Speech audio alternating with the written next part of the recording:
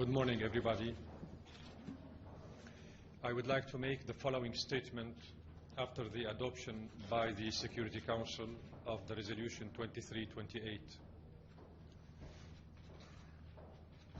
France and Britain's insistence on presenting and adopting such resolution is just another part of the continued propaganda against Syria and its fight against terrorism. While we respect the Security Council resolutions, we are aware of the real purpose of their efforts, which is to protect the terrorists. And I will explain why later on. Not the Syrian people. Especially after the image become clear and Aleppo has been liberated from terrorist groups.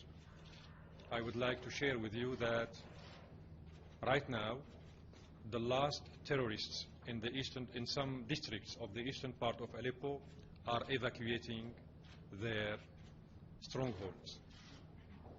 And Aleppo this evening will be clean.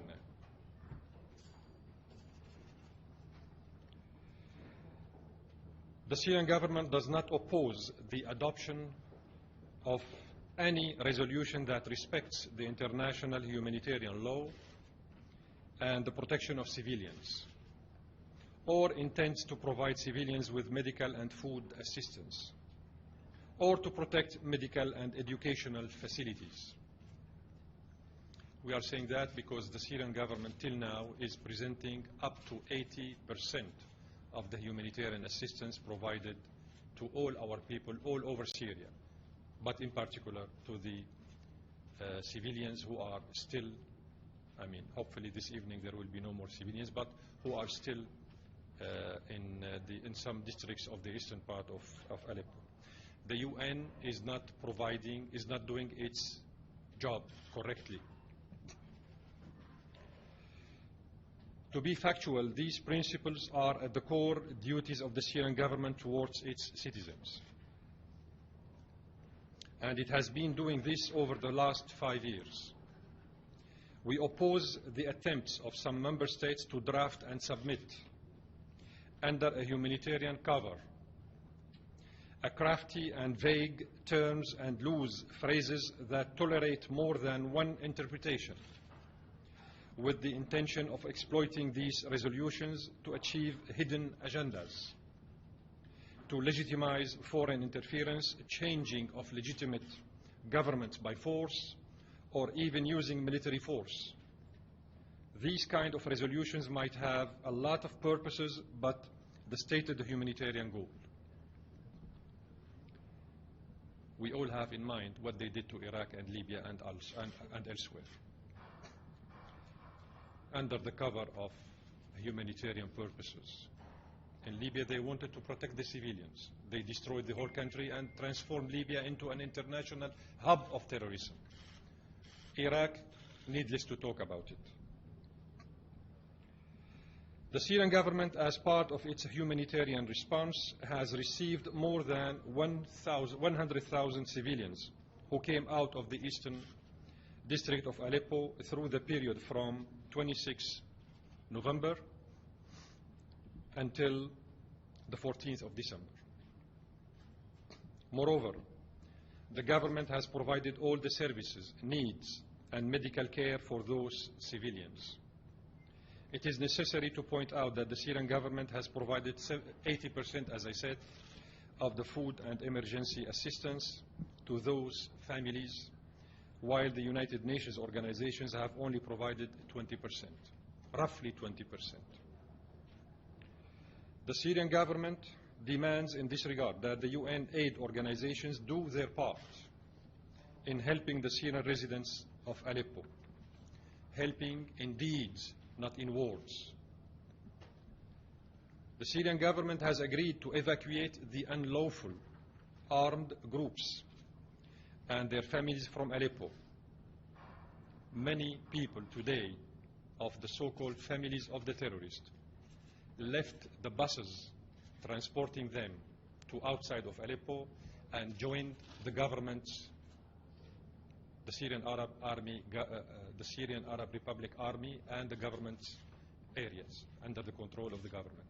Many of their own families decided to leave the buses, and they left, and we have the images and the films and the YouTubes and the WhatsApp and whatever, which proves and corroborates what we are talking about. This is very indicative, ladies and gentlemen.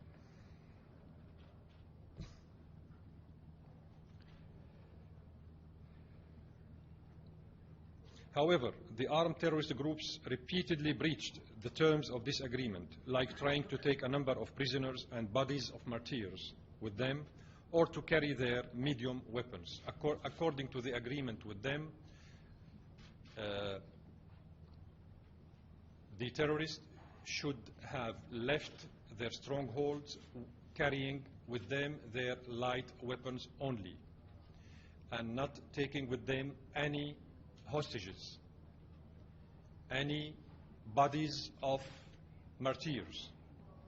They did not respect these terms of the agreement, and they carried on with them their medium-range weapons and many of the kidnapped and abducted Syrian soldiers and civilians with them, as well as the bodies of too many martyrs. This is the reason why the whole operation got stopped yesterday. Despite of all of this, the Syrian government is still ready to evacuate remaining unlawful armed groups in the terrorist pockets in the eastern part of Aleppo. And it has organized yesterday a convoy to evacuate 3,750 terrorists and their families. Unfortunately, some member states in the Security Council and the mainstream media continue to defend and support the genetically modified armed Syrian opposition, moderate by definition, while turning a blind eye to the crimes committed by them, such as burning the evacuation buses yesterday. I guess you are aware of this. The media told you that the terrorists burned only 5 buses. No, this is not correct. They burned 25 buses and took their drivers hostages, and they killed 3 drivers out of them. And using a 7-year-old girl as a suicide bomber. 7 years old girl as a suicide bomber at a Damascus police station 2 days ago. I guess you are aware of that too. Instead, France and some other member states in the Council did not say a single word of condemnation of these terrorist attacks against the evacuation buses that were sent to evacuate the sick and wounded from Kafraya and Al-Fu'a. They didn't even say one single word on this little girl, 7 years old, who was sent as a suicide bomber through remote control from outside the precinct, the police precinct. These people inside didn't find enough time for them to issue a condemnation.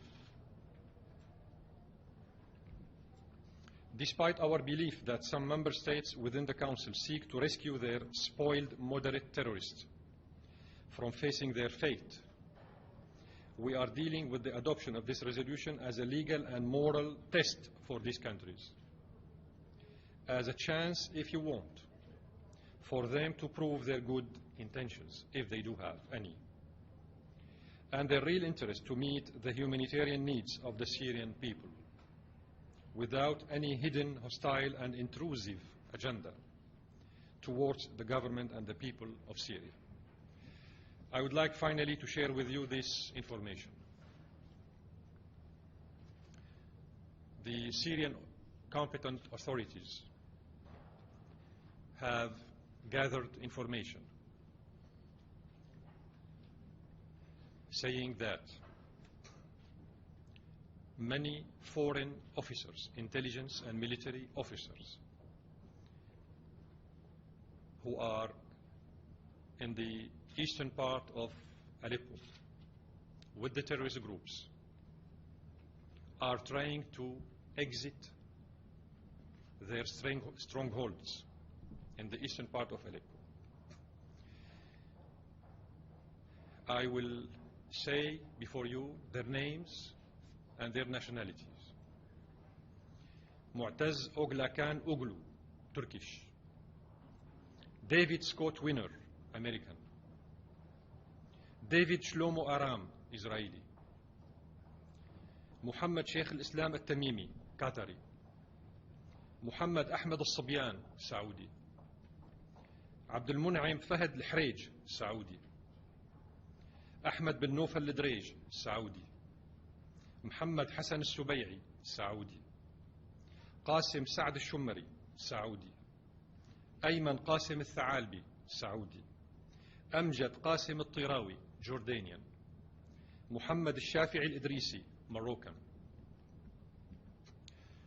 These Syrian moderate opposition individuals who have foreign citizenship and nationalities are trying to escape from the eastern part of Aleppo with the terrorists. And this is why you saw this hysterical move in the council for the last 3 days. Because the main purpose is how to rescue these terrorist foreigners, intelligence officers, from the same countries who pushed for the adoption of the resolution out of Aleppo. Mr. Ambassador, the UN ambassador says at the highest level, the UN says, Mr. Ambassador, that your government does not allow humanitarian aid delivery into Syria, and then you're saying that the UN is not doing its part to deliver this humanitarian aid. Just two quick questions, Mr. Ambassador. One, are you going to implement this resolution in Syria in full? And two, are you going to let the UN humanitarian aid delivery into Aleppo and other parts of Syria? Thank you. The provision of the resolution that we have just adopted in the Council has been implemented by the Syrian government for 5 years. So this is not something new for us. On the contrary, we are welcoming the good intentions, if there are any, behind the adoption of this resolution, meaning that we would like to see genuine partners with us to implement the provision of this resolution, because it has always been a one-way ticket while implementing the humanitarian assistance in Syria. It has always been the Syrian government who provides 80% up to from the overall assessment of the needs. So it is time for those who pretend they have good intentions towards the Syrian people to share with us, with the Syrian government, these burdens, humanitarian burdens. So we are not that sad with this resolution because it is part of our continued daily efforts. Ambassador, I want to ask a more specific question. Can you tell us in the next 24 hours, will your government allow the UN observers to enter eastern Aleppo? And does your government guarantees the safety of UN observers when they enter Aleppo? Hold on. You are reading the map wrongly, my friend. You are reading the map. You are reading the map wrongly, and you didn't read the resolution. Are you not following the events correctly? Are we going to implement the resolution? Yes. This is your question? Are you letting the observers in? Good, excellent. We are talking about observers who are still there on the spot. We are not talking about observers who will come from Mars or from Jupiter. The resolution talks about observers who are there. ICRC, Syrian Arab Red Crescent, OCHA, United Nations, all of them are there. Nobody else will come from outside of these people who are still there. So we are not talking about forming or establishing a new force coming from outside to replace those who are on the spot. The resolution speaks about the UN as well as the RCRC and the Syrian Red Arab Crescent Association to supervise and monitor the implementation of the resolution. So they are there. They have been implementing the provision of the resolution for years. Does your government guarantee their safety, Ambassador? We have guaranteed the safety of the UN staffers for 6 years. 6 years. And none of the UN staffers got killed or wounded or abducted, just for your kind information. And we paid costly for that, because too many of our officers, our humanitarian workers, and our officers got killed because of that. The status of civilians in Fua and Kafraya, and who, according to your government, was responsible for the burning of the buses? Which groups? The group who burnt the buses is called Saraya Al-Tawheed.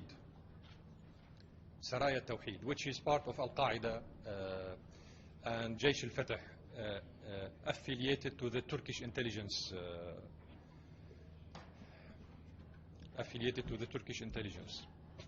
Did anyone get out of the two? I mean, what's the status of people in Fu and Kafraya? They killed 3 drivers, abducted the remaining 22 other drivers, burnt 25 buses,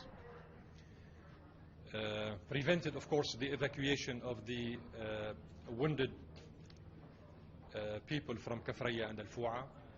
But today, we have succeeded evacuating hundreds of these wounded people from Kafraya and Al-Fu'a.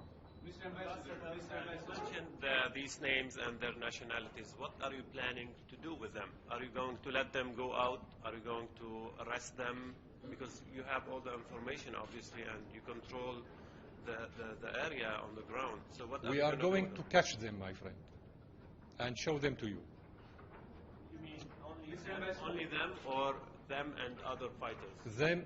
No, I'm talking about the foreigners, intelligence officers, whose name I have mentioned a few minutes ago. You wanted to see them? We will show them to you. Mr. Ambassador, a lot of buses that were You asked. supposedly burned in eastern Aleppo. It's not supposedly. Haven't you seen the pictures? No, I'm supposedly. I'm saying because they were not burned by the people you claim were burned by. People say that they were burned by. Forget about people. Like Forget Hezbollah, about the people. I have the film of the burning of the buses with the slogans of the leader who burned the buses, claiming Allahu Akbar and identifying himself. We have the statement who issued. Come on, my friend. Come on. Give me a break. Give me a break, please. Mr. Ambassador, you named off a whole list of individuals who you claim are nice people, yeah. Are intelligence agents from No, they are Syrian moderate opposition. Right. Can genetically you tell, modified. Are they still in eastern Aleppo? Yes. They are still there. Yes.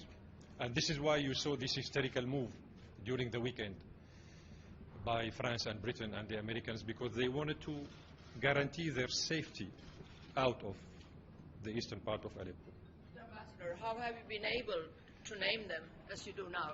We don't have strong intelligence services. Thank you so much.